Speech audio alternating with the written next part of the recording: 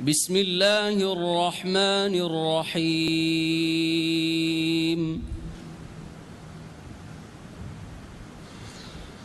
يا أيها الذين آمنوا لا يسخر قوم من قوم عسى أن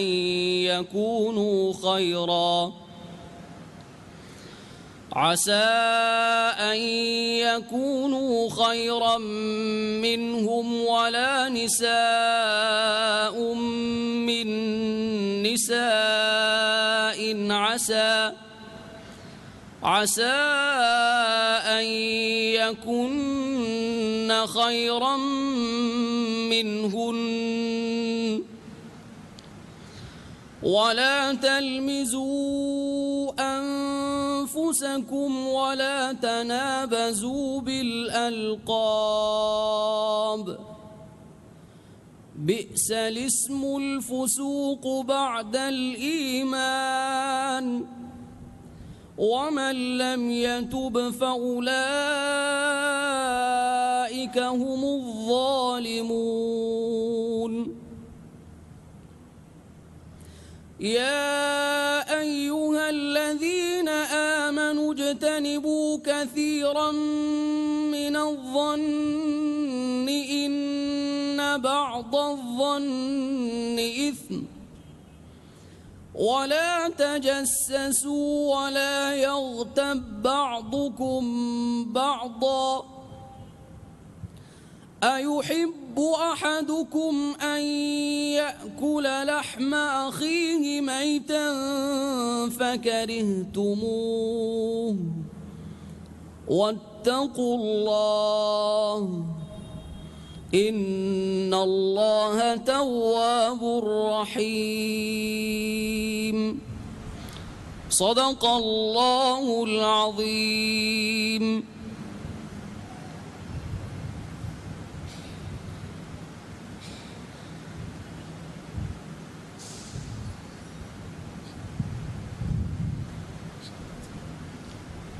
It's okay.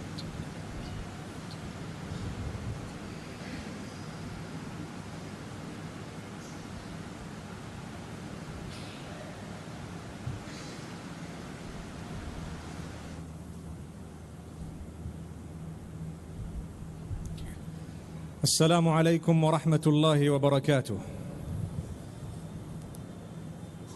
Bismillahir Rahmanir Rahim. In the name of Allah subhanahu wa ta'ala, most gracious, most merciful. Alhamdulillahi was salatu was salamu ala rasulillahi wa ala alihi wa ashabihi ajma'een.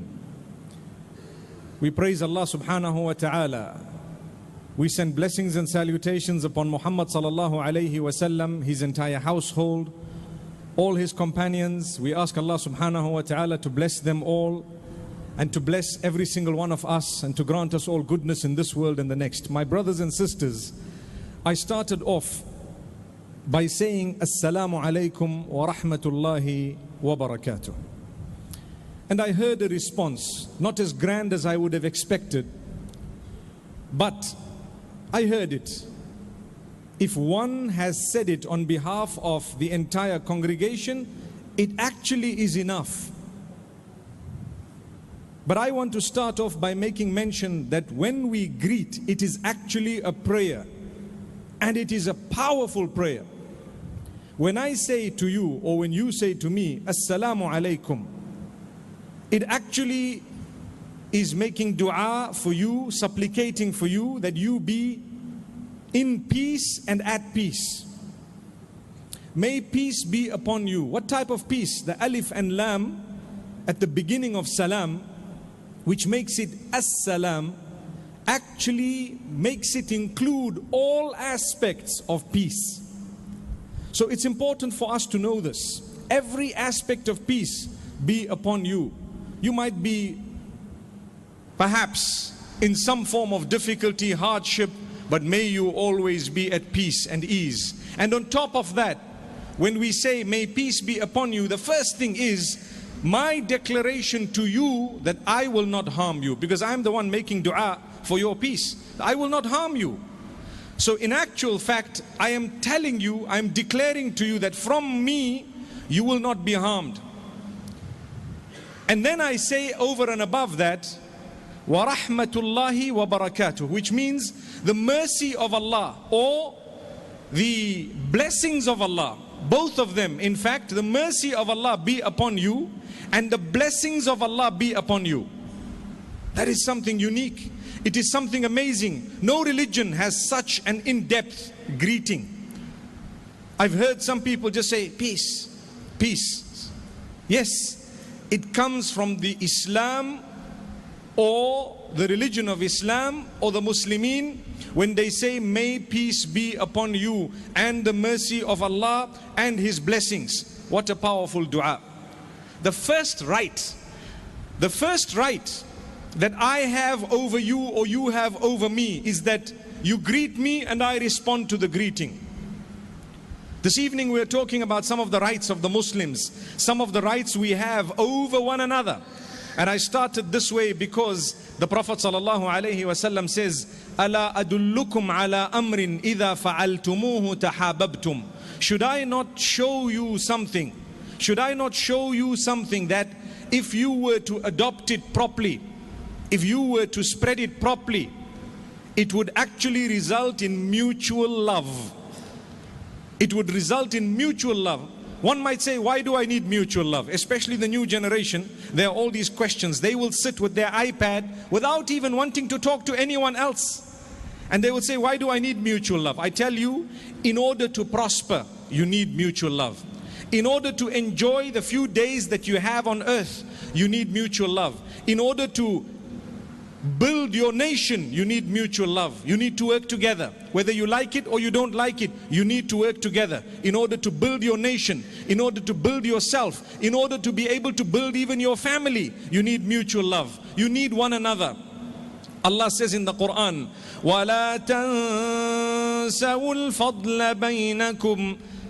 Do not forget to be virtuous to one another. That virtue, the kindness, the fulfillment of rights of one another. Do not forget to be good to one another, male and female. Do not forget each other's favor. To favor one another and to understand the favor that the others have upon you.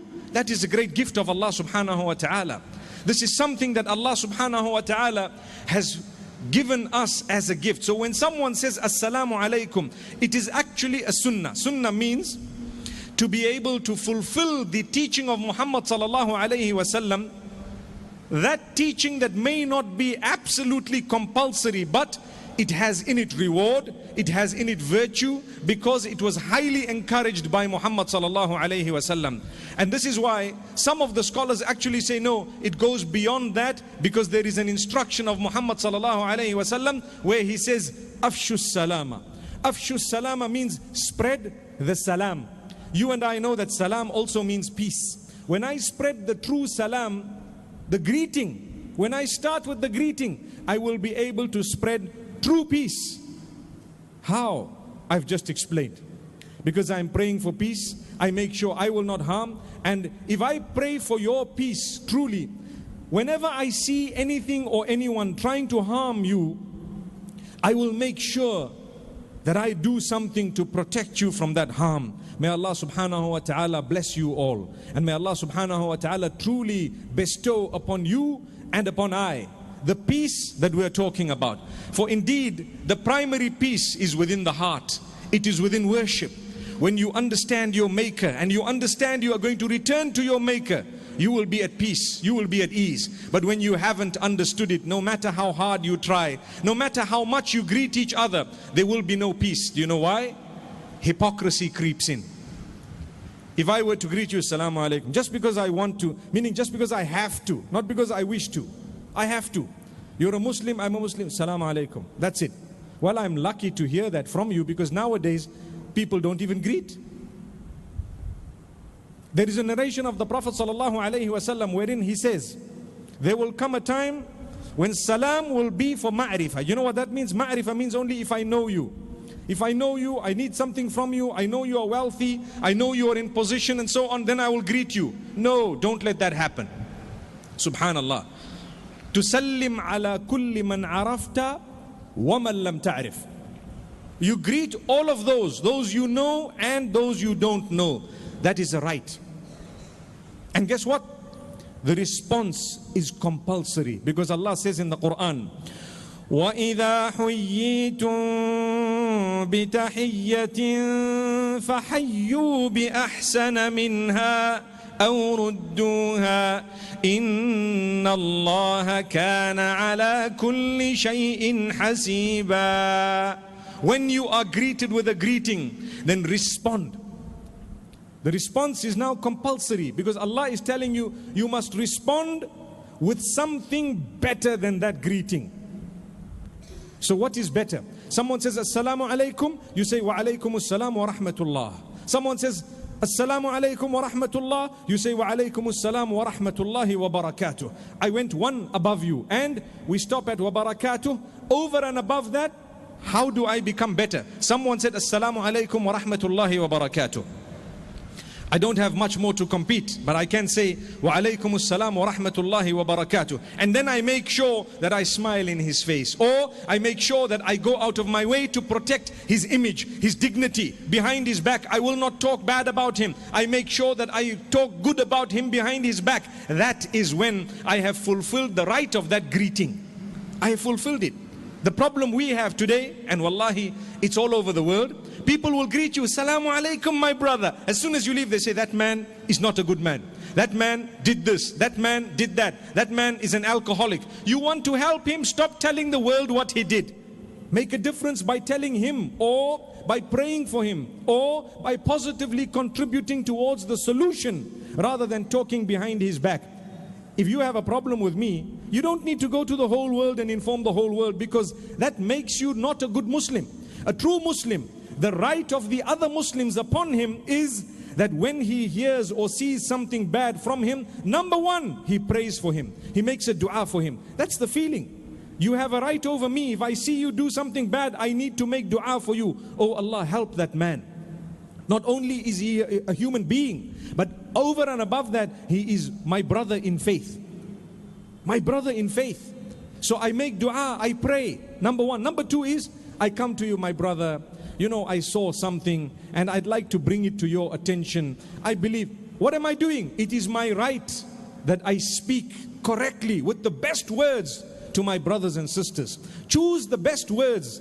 If Allah says in the Quran, "Ud'u ila sabili rabbika bil hikmah wal maw'izati al hasanah wajadilhum billati hiya ahsan." When you are calling towards Allah, when you are calling the people of the book towards Allah, when you are calling people towards Islam, call with lots of wisdom and with the best speech, with the best reminders. And even if you are arguing or debating, make sure that you have used the best and most effective words. This is when I am speaking to the non-Muslims. What about when I am speaking to my brother in faith? Don't you think it is much more important to use beautiful words, my brothers and sisters? So it is absolutely important for me to use the best words when I speak to you or about you. That is a duty. If I don't fulfill that, I have not fulfilled my duty as a Muslim upon the rest.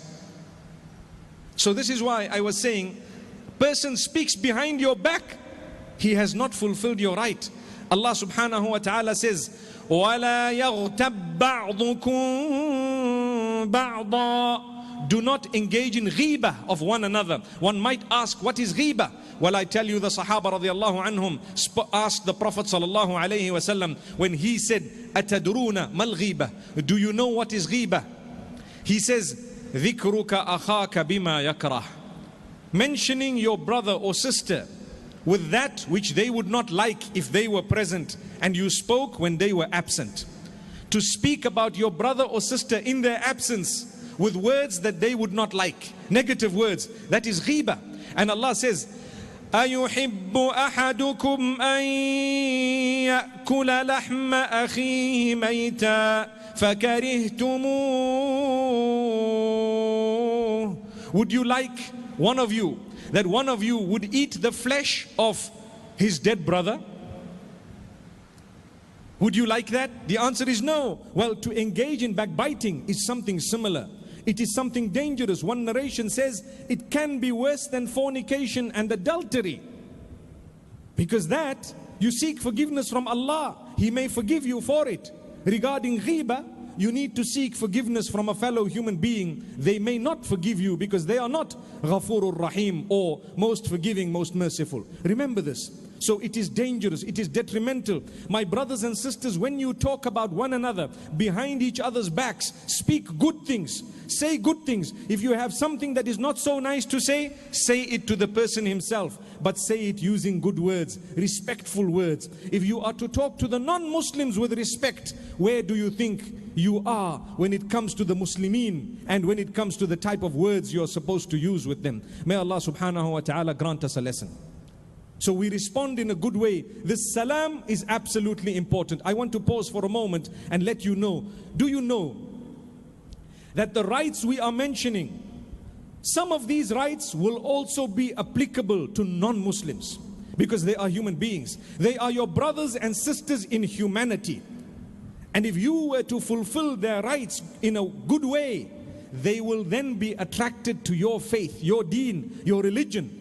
They will then be granted guidance by the will of Allah subhanahu wa ta'ala. But I tell you, if you are to be rough, if you think that the rights are only simply for the Muslimin and the non-Muslims have no rights whatsoever, in that particular case, from among the non-Muslims, those who are considering Islam, or those who are beginning to see that Islam is definitely a heavenly religion, you may find people turning away after they came so close, because of bad words that came from your mouth. May Allah subhanahu wa ta'ala not do that to us. May Allah subhanahu wa ta'ala grant us goodness and ease.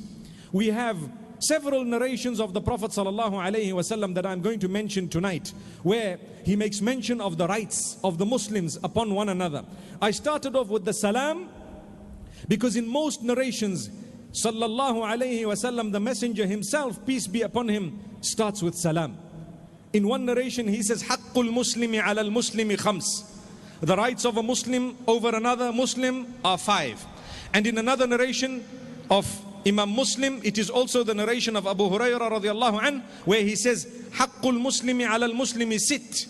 The rights of a Muslim over another are 6. One might think that there is a discrepancy in the number. The answer is no. Those were 5 that he was mentioning on that day, or at that particular time. On another occasion, he mentioned 6. And on other occasions, he mentioned other rights that were neither in these 5 or 6. May Allah subhanahu wa ta'ala grant us an understanding. So, the first one is salam.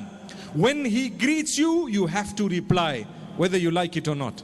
Someone greeted you, you have to reply. When a non-Muslim greets you, you have to reply. And the same rule applies. You reply with the same greeting or better than it. You have to reply. So if you know that a non-Muslim told you Assalamu alaikum, and you know that he did not change the words, and you know that he is genuine, you have to reply. You can either say wa alaikum, which means and to you, something similar to what you said to me.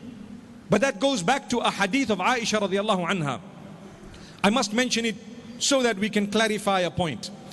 One day, the hypocrites, or the kuffar, those who detested Muhammad sallallahu alayhi wasallam, they wanted to make a fool of him. They tried to, obviously they did not succeed. They said, Assalamu alayk. Sam in the Arabic language referring to death. May death be upon you. Assalamu alayk. So, Aisha radiallahu anha, she heard it, she was attentive, and she knew that, hey. And the Prophet sallallahu alayhi wasallam also knew what happened. So she responded, she said, wa alayka samu wal la'na.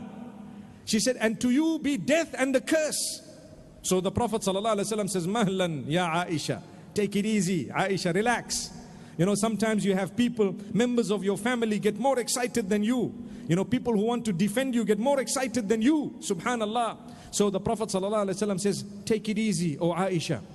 If one of them greets you with that, then just say, wa alaykum. Just say, and to you too. So if they say, may peace be upon you, we say to you too. That means peace be upon you too. And if they say death be upon you, you say to you too, which means whatever you said goes back to you. It's an amazing way. So this is why the Prophet ﷺ taught that. But when you know, and a lot of them would be genuine, sometimes they would be happy because they know how to greet you in your language. Non-Muslim comes to you, they see you as a Muslim, they say, Assalamu alaikum. They want to show you that I know how to greet you. So respond to them in a proper way. Wa alaikum assalam. No problem. May Allah have mercy on you. It's not haram to make dua for mercy for the non-Muslim. Not haram at all. I can make dua for their guidance as well. I can make dua that Allah has mercy, and the biggest mercy is that Allah guides them. What a powerful dua. May Allah subhanahu wa ta'ala grant us ease. So it's not haram. This rule where Allah says when you are greeted with a greeting, respond with a better greeting. It applies to all greetings. May Allah subhanahu wa ta'ala grant us goodness and ease. So this is the beginning where the Prophet sallallahu alaihi wasallam speaks of as-salam. Then he says, when you are invited towards something good, you should respond to the invitation of a fellow Muslim. If you are invited, for example, to a meal, if you do not have reason not to accept it, you should accept it. Don't make cheap excuses, subhanallah. The difficulty is, if you're invited by more than one at the same time, what do? You know, you might say, okay, Sheikh, you taught us that if you're invited to a meal, you have to respond, well, we are inviting you to a meal. Will you come? Obviously, it's humanly impossible to go to the homes of thousands of people at the same time. So that is why we meet here in the masjid. You know, the masjid is such a big blessing, where the hadith says, whenever a group of people gather in the masjid in order to remember Allah in one way or another, they achieve the mercy of Allah. The angels surround them, like what is happening right now. There is a special mercy. The angels surround them, and the mercy of Allah descends upon them, and Allah mentions them with who He is. Subhanallah. So right now Allah is mentioning you and I with the angels. It is there. You will feel a different sakina and a rahmah, a different mercy and a peace from Allah subhanahu wa ta'ala when you are in the house of Allah, as compared to if you were elsewhere. May Allah subhanahu wa ta'ala have mercy on us. So if someone were to invite you, you respond to the invitation as positively as you can. One might say, what if there is legitimate reason for me not to go? For example, I'm not well, or I have another commitment. Respectfully, you should then excuse yourself. May Allah subhanahu wa ta'ala help us, and may Allah subhanahu wa ta'ala grant us ease and goodness. Then something extremely important, it is known as tashmitul atis. When one of us sneezes, we are taught to say Alhamdulillah, right? If you sneeze, why do you say Alhamdulillah? The sneezing has actually protected you from a sickness. It has protected you from an illness. It is your immune system that made you sneeze. So now you say, I thank Allah. All praise is due to Allah. As soon as you sneeze, you say Alhamdulillah, which means all praise is due to Allah. It is our duty as people who are Muslimin, who have heard someone say Alhamdulillah, to say Yarhamukallah. May Allah have mercy on you indeed. He said all praise is due to Allah. We say may Allah have mercy on you. Wow. May Allah have mercy on you. So to pray for the one who has sneezed and said Alhamdulillah is your duty.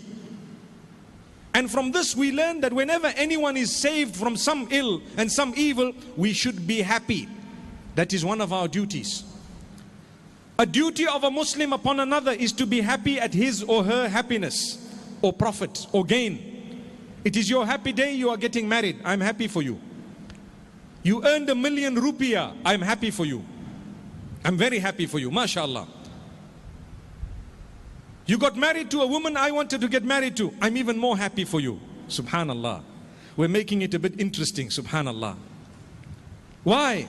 Your sustenance was written there. It was not my sustenance. It's yours. You got 1 million. I wanted the 1 million. You got the deal. I wanted the deal. But I'm happy for you. Alhamdulillah. That is a duty of a Muslim. This is building society, building community, building nations. Subhanallah. The ummah is built. We are happy for one another. Brother, I got it. You got it. MashaAllah. It is still within the ummah. We are happy for one another. Alhamdulillah. Similarly, to be sad at the sadness of another is part of your duties unto one another. Someone passed away, someone is ill, someone suffered a loss. The first thing we say, Inna lillahi wa inna ilayhi raji'un. We are all belonging to Allah, and we will all return to Allah subhanahu wa ta'ala. Inna lillahi wa inna ilayhi raji'un. Then we make a dua for them. We are saddened by it. Not that someone in competition with you regarding worldly matters suddenly suffered a loss and you say, yes, I'm so happy, he deserved it. But that's what's going on in the ummah, right? That's what's going on. This is what we need to correct. Someone dies, we say, oh, he should have died 10 years back, man. May Allah subhanahu wa ta'ala not make us from among those who do not contribute to society and community, or who harm people such that they are waiting for our death. Sometimes we lead our lives in such a bad way that people are saying, oh Allah, take this man away. Oh Allah, take this person away. And when we die, our own daughter-in-law says, ooh, alhamdulillah, today is my Eid. I'm distributing some sweets. Will that happen? It's not supposed to happen. And inshallah it won't. May Allah subhanahu wa ta'ala grant us an understanding. So lead your lives in such a way that when you die, people feel the loss and they pray for you. And they go to your family and they mention that they are standing in solidarity with your family. The condolence comes in a beautiful way. So to be sad at the loss of one another is a duty upon the Muslimin. We owe it to one another. I'm sad because you are sad. So much so that when you see a fellow believer not in a good mood or very sad, it's up to you to try and do something to alleviate that sadness or that suffering. If you know what they are going through and they are suffering regarding something, it is your duty to try and help.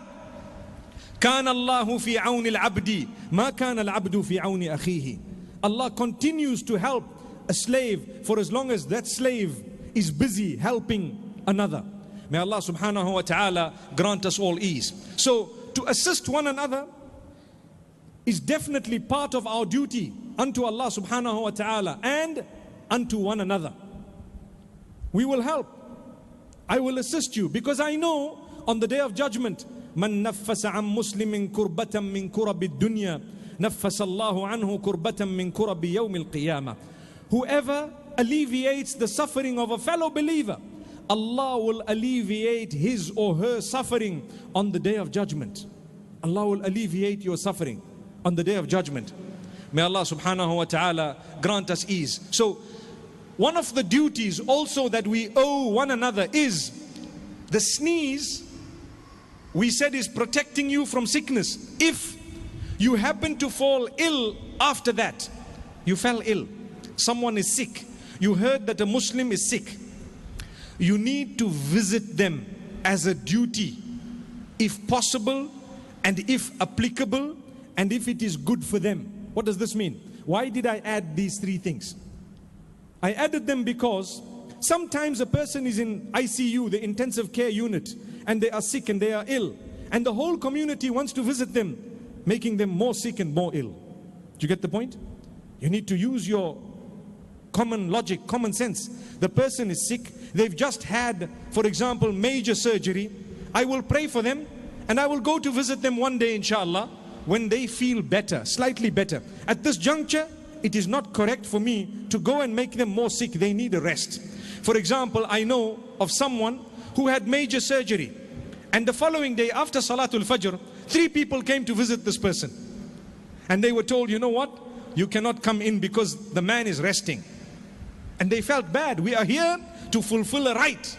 It is a duty on us, and you are denying us access and entry. Well, my brother, you don't understand that as a Muslim, you need to be considerate of one another. When you are buying and selling with one another, and even if you are buying and selling with non-Muslims, the hadith of the Prophet ﷺ says, رحم الله امرئ سمحا إذا باع سمحا إذا اشترى سمحا إذا اقتضى. Allah will have mercy on the buyer who is considerate of the seller when he is buying, and on the seller who is considerate of the buyer when he is selling. What does that mean? I have a commodity, I want to sell you this commodity, for example, for 1,000 rupiah, and my cost was 800 and I'm making 20%. Mashallah, that's a big percentage, right? So you come to me and you say, brother, give me a bit of a discount. I look at you and I say, okay, no problem. I make it for you 900. and you are happy, you took it. And when you spoke to me, you told me, my brother, I don't want you to suffer a loss.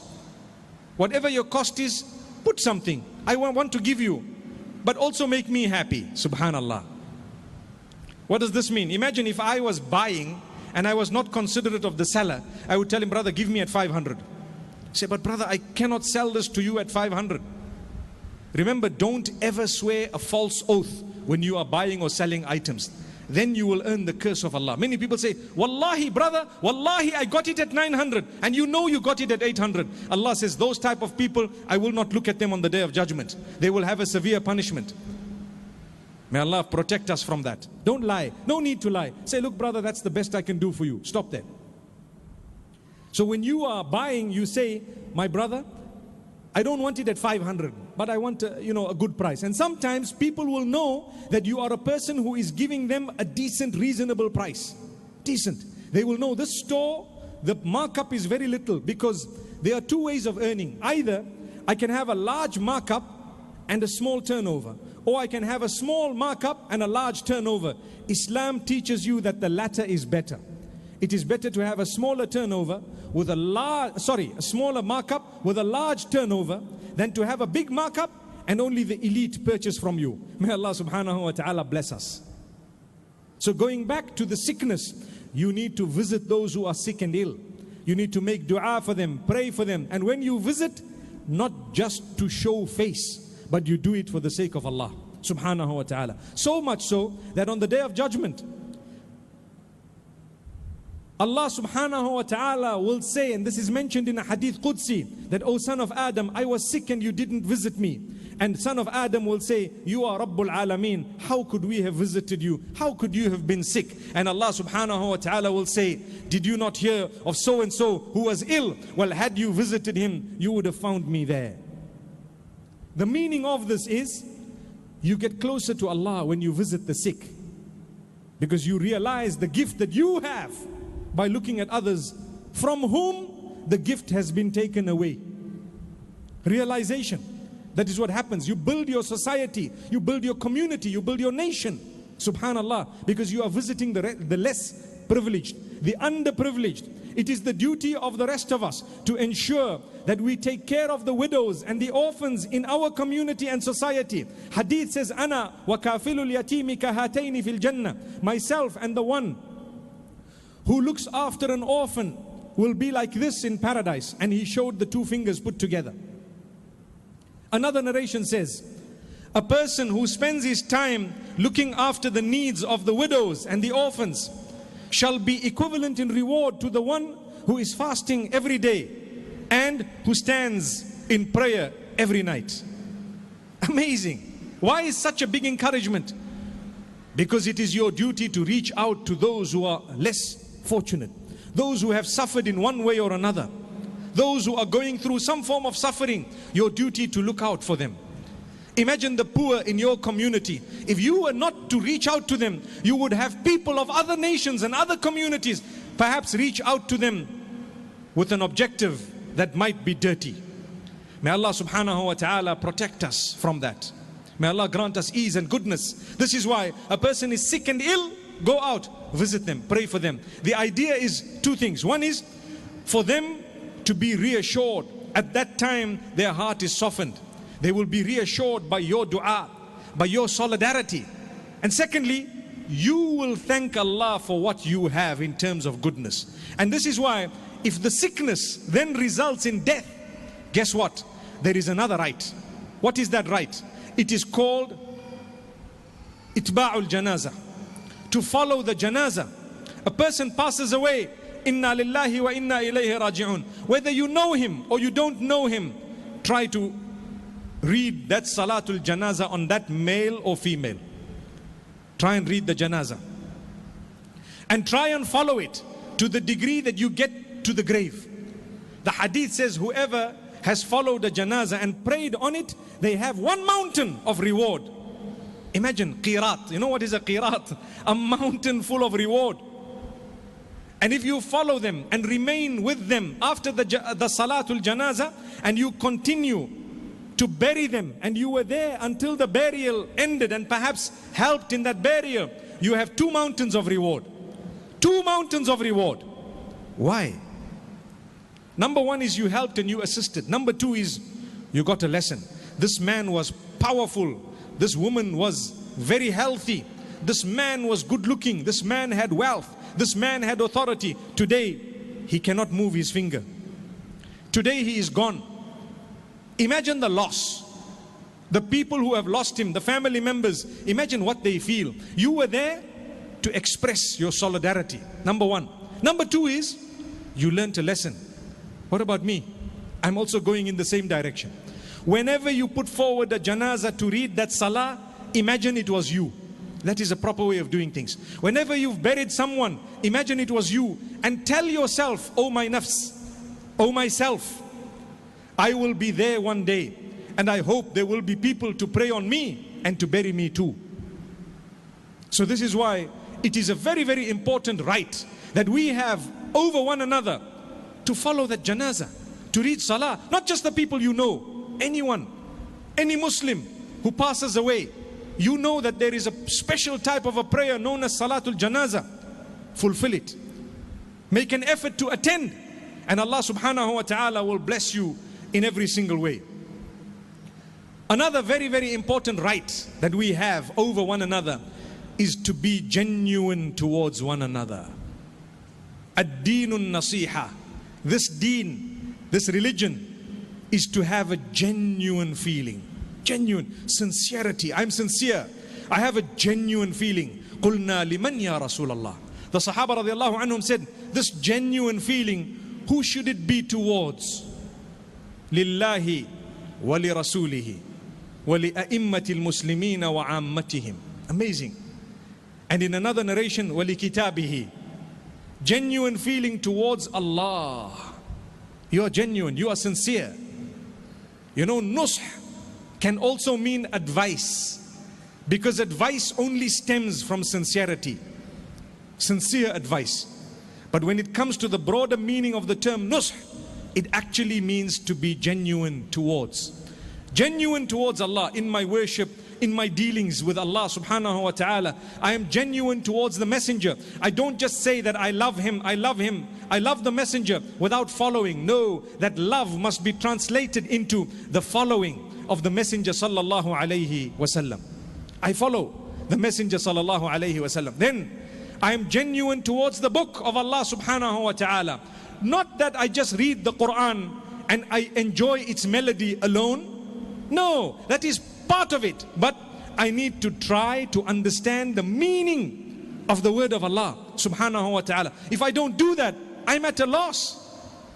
So be genuine towards the book of Allah subhanahu wa ta'ala. You will find great benefit. You will find comfort and peace. Then he says, be genuine to your leaders. Be genuine towards your leaders. The minimum is you pray for them.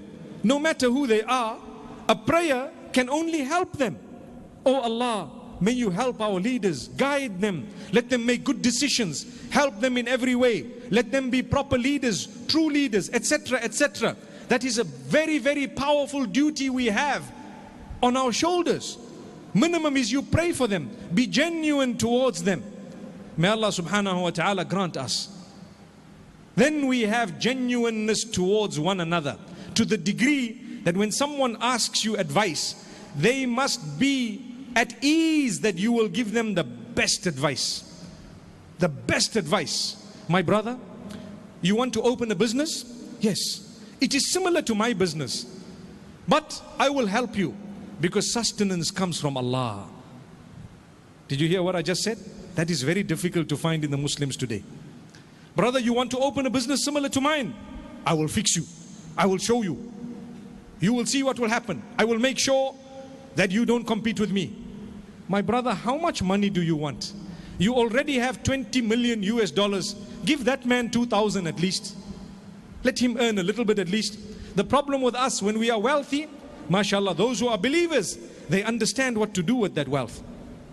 But those who are not genuine, they don't know what to do with the wealth. They think from 20 you must go to 40 and 60 and 80 and 100, and you must become a billionaire until your name is in the Forbes book, and then you must be happy. Wallahi, when you die, when they put that Forbes book onto your chest, it's not going to help you with the angels of death.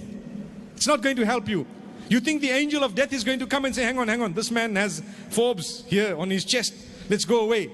Someone else needs to come to interrogate him, or he has VIP pass. No. The VIP pass is with your iman. It is with what you did with that money while you're alive. It is how much you loved another, and you loved for him what you loved for yourself. That is a duty. Listen to what the Prophet ﷺ says. La yu'minu ahadukum.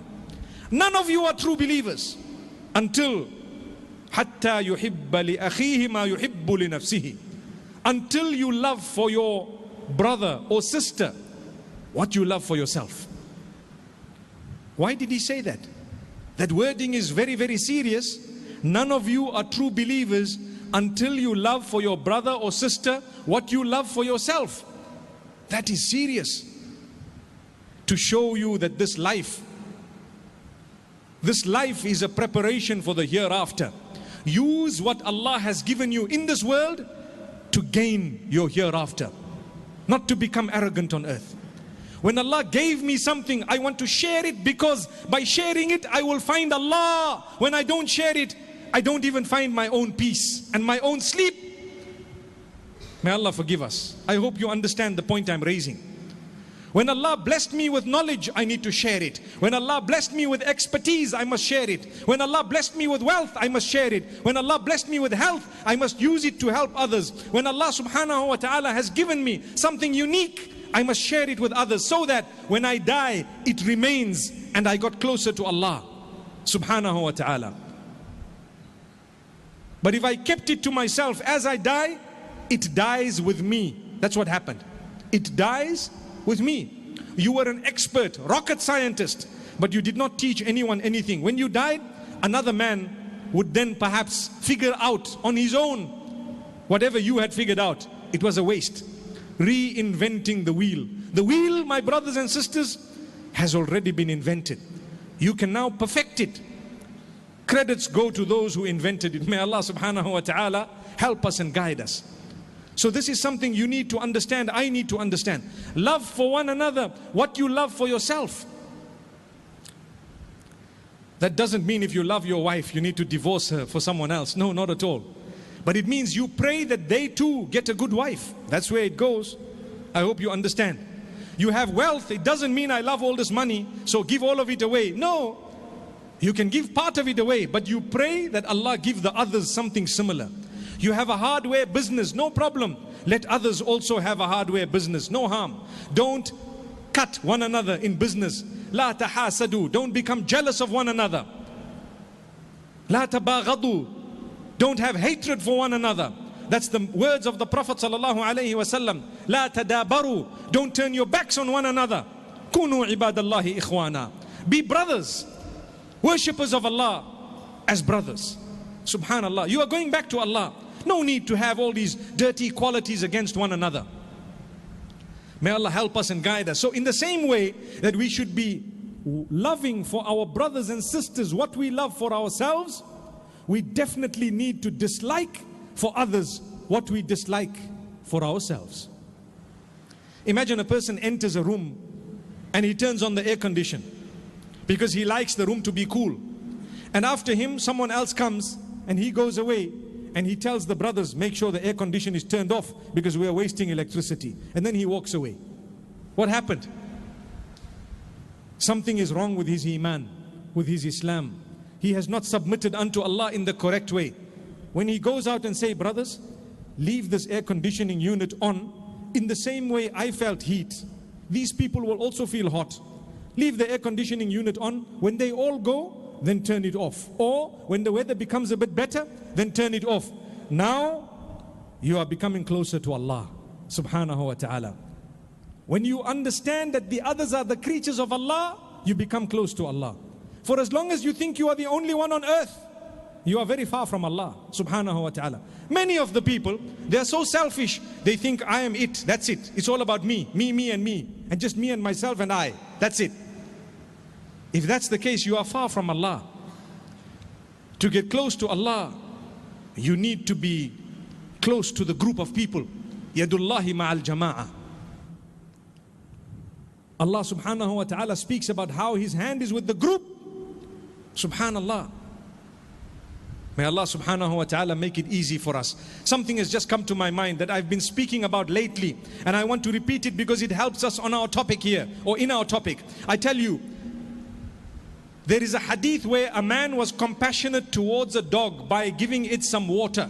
Because he says, لَقَدْ بَلَغَ هَذَا الْكَلْبِ مِنَ الْعَطَشِ مِثْلَ مَا قَدْ بَلَغَ مِنِّي. That's what he said. He said, this dog has become as thirsty as I was just before I went into the well. And the dog does not have a means of going down to the well. Let me go down into the well and fill my own shoe or my leather sock with water, and I come back up and I will make an effort to actually quench the thirst of the dog. As a result, Allah says, we forgave him. We forgave him. Do you know for what? Because he loved for the dog what he loved for himself in terms of quenching of thirst. He said, the words are mentioned in Sahih Hadith of Rasulullah sallallahu alaihi wasallam. He says, this dog is as thirsty as I was before I went into the well. Amazing. So Allah says we forgave him because he was compassionate to a creature of ours. If Allah wanted, that could have been a better animal. You know, a dog, if someone says a dog, there are 2-3 ways of saying dog, you know. If you say dog, it becomes a swear word, right? And if you say doggy, doggy, it might be a compliment, I don't know, according to some people. Depending on what you say, but you and I know that as Muslimin, there are rules and regulations more regarding dogs than other animals. Do you agree? You cannot just keep a dog for no reason. There must be a valid reason for you to have a dog with you. Perhaps for farming, perhaps for security, perhaps a blind person. Those are permissible. May Allah subhanahu wa ta'ala help us. Allah subhanahu wa ta'ala uses the example of a dog. With us, we're talking here about loving for your fellow Muslimin what you love for yourself. Disliking for them what you dislike for yourself. May Allah subhanahu wa ta'ala help us in this regard.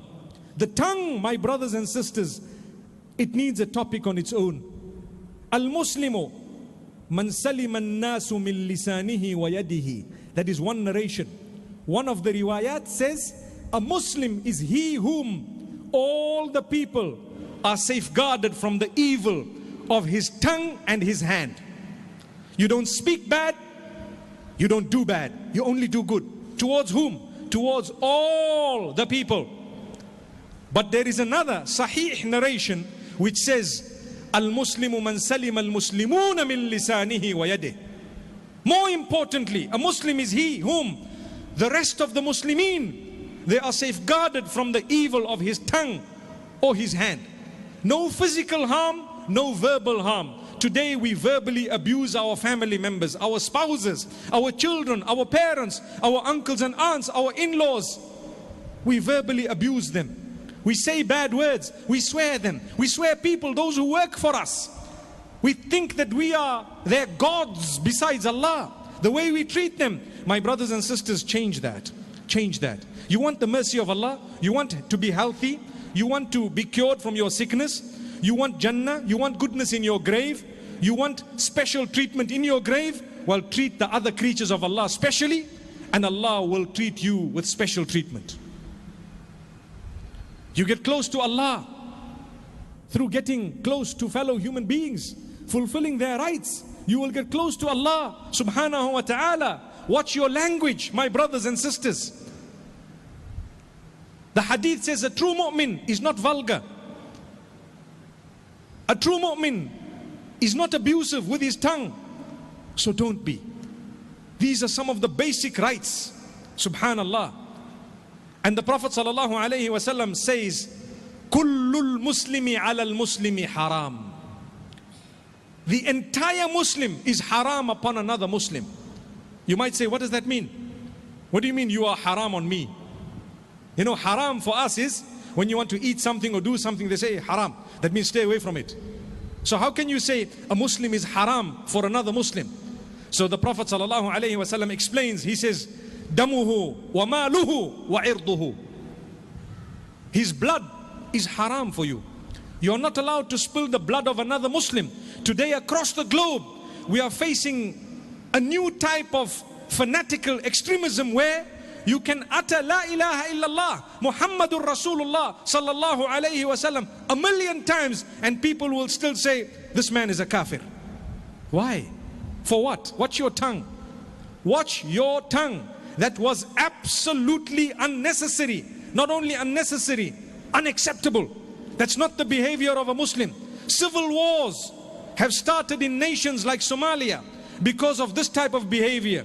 People calling each other kafir. It resulted in them killing one another. And it resulted in destruction of the entire nation 30 years on and no hope for the building of the nation. Why? And I've given you one example. Let's never let that repeat itself.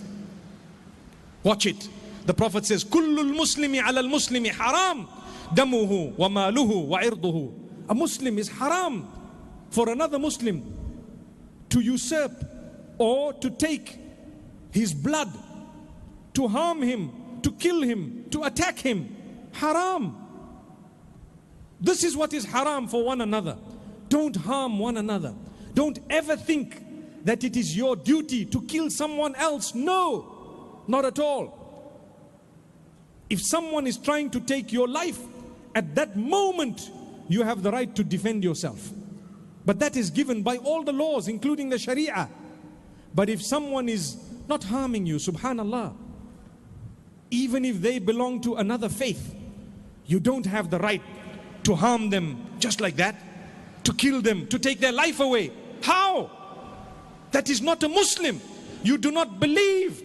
Allah says it clearly in the Quran regarding the nafs. Nafs meaning the soul, the life given by Allah subhanahu wa ta'ala. Do you know what He says? وَمَنْ أَحْيَاهَا فَكَأَنَّمَا أَحْيَا النَّاسَ جَمِيعًا. Whoever saves one life is similar in example to he who has saved entire humanity. And whoever takes one life away is as good as one who destroyed or killed entire humanity. How can you take the life of someone else away? That life was given by Allah. Are you Allah? Are you the giver of the life? Do you really think that you are the God? The one who gave you life, gave him life, gave her life, gave the other creatures life. So much so that you have to be compassionate towards dogs and pigs. Did you know that? I'm talking of animals. I cannot just say, okay, my brothers, pigs are haram, pigs are bad, go out and kill every pig you see and kill it in a brutal way. That's not Islam. That's not Islam. You know, even when you want to eat an animal and you have the right to slaughter the animal for consumption purposes, the hadith says, إِذَا ذَبَحْتُمْ فَأَحْسِنُوا الذِّبْحَةَ. Allahu Akbar. Even when you are slaughtering an animal for consumptional purposes, be the most compassionate towards that animal. Don't even show it the knife in advance. Make sure that your blade is sharp so that فَلْيُرِحْ ذَبِيحَتَهُ. Allahu Akbar. Speaking about animals, make sure you don't make the animal suffer. What about fellow human beings? What about Muslimin? Today a lot of us are suffering at the hands of one another more than we do at the hands of the non-Muslims. Do you know that? Why is this the case? Let's change it. Let's go back to Allah. This is the deen. Islam is such a beautiful faith that it does not need you to go out and tell people, I want you to be a Muslim. It only requires you to live as a true Muslim. And on its own, it will be inviting others towards the beautiful faith. They will see you. You are sober. You don't drink. You don't engage or partake in intoxicants. You are a good person to your family members, to those whom you mix with. You always have a smile. Try to keep that smile on your face. Even when you are going through hardship, try and keep a smile. You will feel like that hardship is alleviated. When people see that you treat the Muslims and the non-Muslims with respect, they are human beings. When they see your kindness towards animals, trust me, they will see the life and say, this is the life I want to lead. But no matter how much you've invited them, if they only see killing and attacking and swearing and harming, where do you think they're going to go? May Allah subhanahu wa ta'ala protect us. The second part of the same narration, the Prophet sallallahu alaihi wasallam says, Maluhu. Maluhu means his wealth is haram.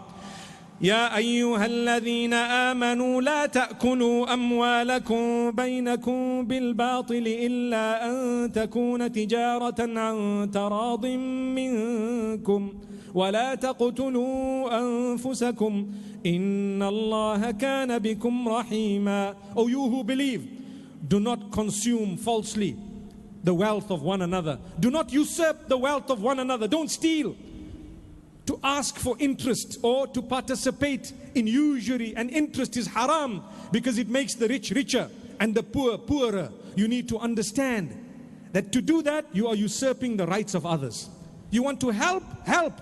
When Allah has given you wealth, don't think of giving it to the poor and extracting from them 10%, 20%. Give it to the poor and extract a reward from Allah subhanahu wa ta'ala for having loved for your brethren what you love for yourself, rather than eating the interest and earning the curse of Allah. فَإِن لَمْ تَفْعَلُوا فَأْذَنُوا بِحَرْبٍ مِّنَ اللَّهِ وَرَسُولِهِ. If you are not going to give up eating interest and consuming it, let you know that there is a war announced against you by Allah and His Messenger.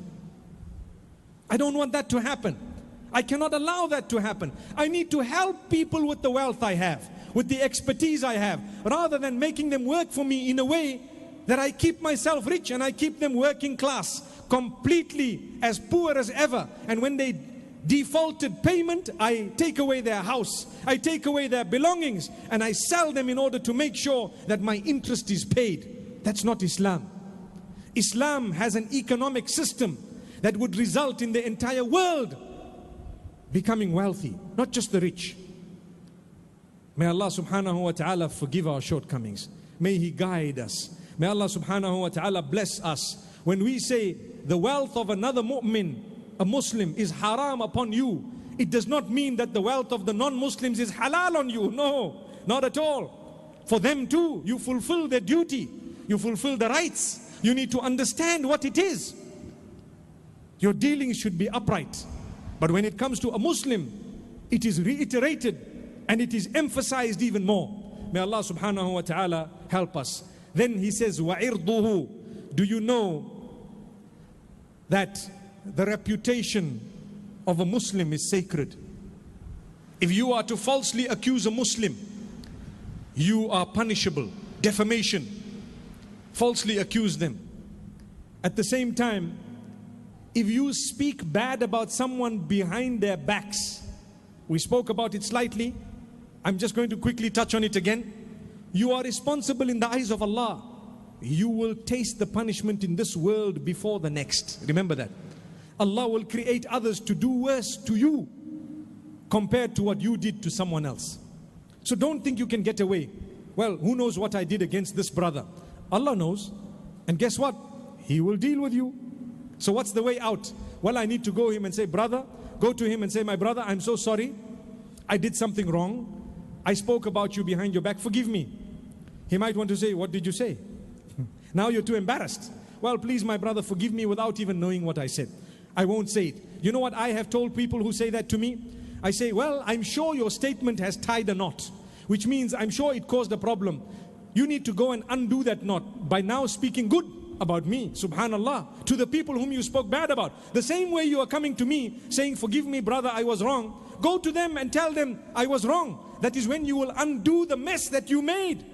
What's the point of speaking bad about someone, spoiling everything, and then coming to them and say, forgive me? They say, I forgive you, but there is evil in society and community that remains because of your doing. So a true mu'min would go back to everyone and say, look, my brothers, my sisters, I spoke bad about this sister or this brother, and I'm very sad about it. I asked them to forgive me, and I want you, don't believe what I said, I was wrong. Now you're talking business. Now you are genuine, because you are not embarrassed to undo the evil you did, so that on the day of judgment you are not caught, and so that in this world you don't taste the damage and the harm of what you did. May Allah subhanahu wa ta'ala grant us an understanding. So for us to protect the reputation of one another, the dignity of one another is absolutely important. Say good things about one another. Don't say this man is a thief. Why is he a thief? Why? What happened? Subhanallah. Has there been a case against him? Was it proven? If not, you haven't even given him a chance. Perhaps he's not the thief. You will get to Allah subhanahu wa ta'ala and find yourself in the wrong place. May Allah never ever cast us into hellfire. Ameen. So my brothers and sisters, there are so many other rights. I will mention a few. We spoke about jealousy. Don't be jealous of one another. La tahasadu. Don't be jealous of one another. We need to understand, Allah says in the Quran, وَتَعَاوَنُوا عَلَى الْبِرِّ وَالتَّقْوَى وَلَا تَعَاوَنُوا عَلَى الْإِثْمِ وَالْعُدْوَانِ.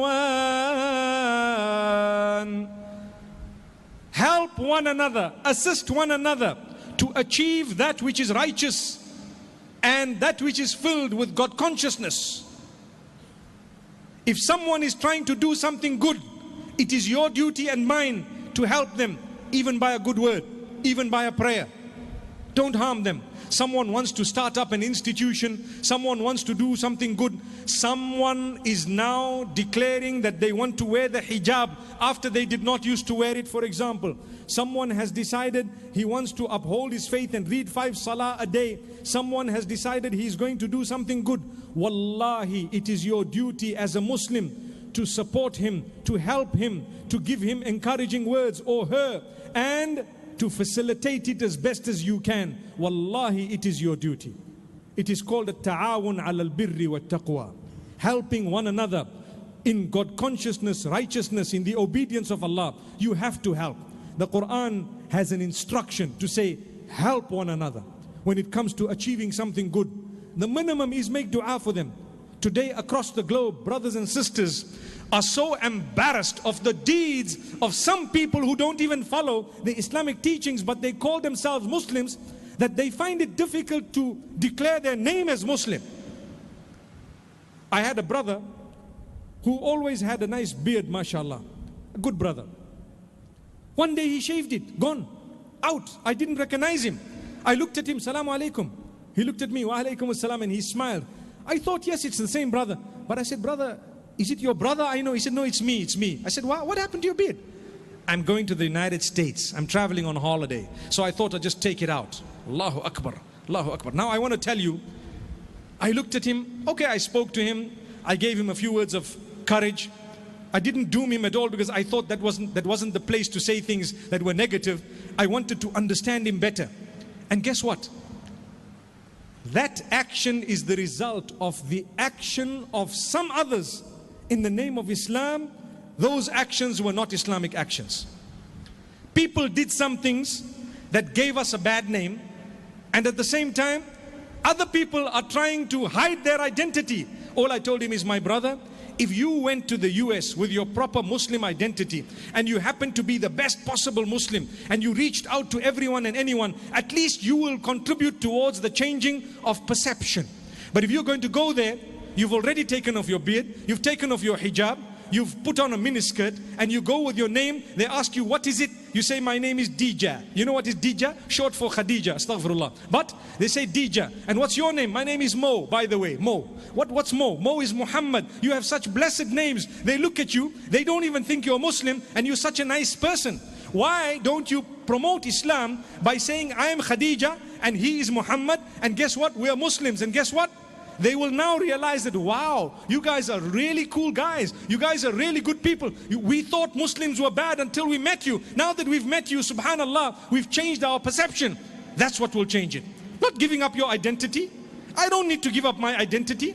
They might harass me a little bit. They might stop me, for example. It's their right to make sure that you are not a person who's going to come in and start harming everyone. So at the airport, by default, they might search you a little bit more. Guess what? If you were to cooperate, they'd also learn that no, not everyone is like this. You say, no problem. It's your duty to check me. Please check me. I will feel even more safe that you check me. Check everyone else. You know, subhanallah. They might have just found someone who intended harm and you were saved from that harm. But don't get angry. You know, people look, you're searching me because I'm a Muslim. You're searching me because this. Possibly that might have happened, yes. But don't react that way. If you want to change it, react in the correct way. May Allah subhanahu wa ta'ala help us. All this is stemming from helping one another towards to do good. تعاونوا على البر والتقوى ولا تعاونوا على الإثم والعدوان. Don't help one another when it comes to evil, when it comes to sin. Then you got to excuse yourself. May Allah subhanahu wa ta'ala bless us all. May we be from among those who understand each other's rights. What I've mentioned tonight is only a tip of the iceberg. And it's to show you that wallahi we have rights to fulfill for one another.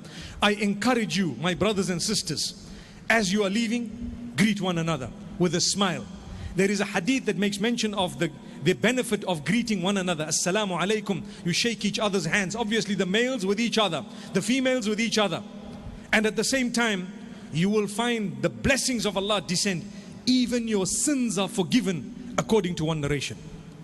Even your sins are forgiven. So tonight, from tonight, starting now, make a difference inshallah. Start greeting one another. Learn to love one another. Learn to eradicate the hate that you have in your heart for one another. And you will find with a pure heart, even the salah that you fulfill will benefit you more.